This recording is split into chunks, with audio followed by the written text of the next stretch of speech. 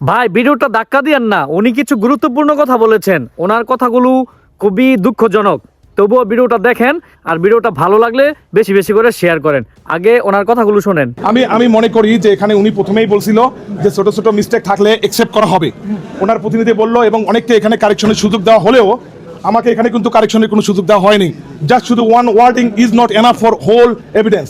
তো এখানে আমাকে উনি প্রথমেই বললো, তো আমি মনে করি this is not the free of piece. উনি প্রথমেই বলছে যে আপনাকে সুযোগ দেওয়া হবে, কিন্তু আমাকে তো দিল না। তো আমি মনে করি উনি হয়তো ওনার গাইডলাইন ফলো করছেন। কোন কারণে আপনাকে আমাদের এখানে যে টাইপিং করছে উনি আমাদের বাংলা, আমার এখানে রেসিডেন্ট কার্ডটা আছে, এটা হওয়া উচিত ছিল রেসিডেন্ট যুক্তরাজ্য, উনি যুক্তরাজ্য শুধু লেখছে, রেসিডেন্ট কথাটা লেখে নেই। তো এখানে there is a mistake. So যুক্তরাজ্য রেসিডেন্ট হলে ইট ওয়াজ ফাইন।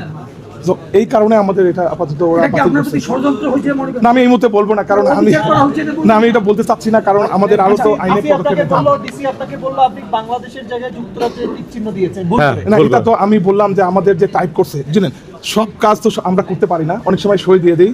তো এটা আমি বলবো এটা আমার ইগনোরেন্স, আমার এটা ভুল। তো এই দুই থেকে আপনারা আপিলে যাবেন? আমি আপিলে যাবো এবং আমার বিশ্বাস আপিল থেকে এটা চলে আসবে ইনশাআল্লাহ। আপনার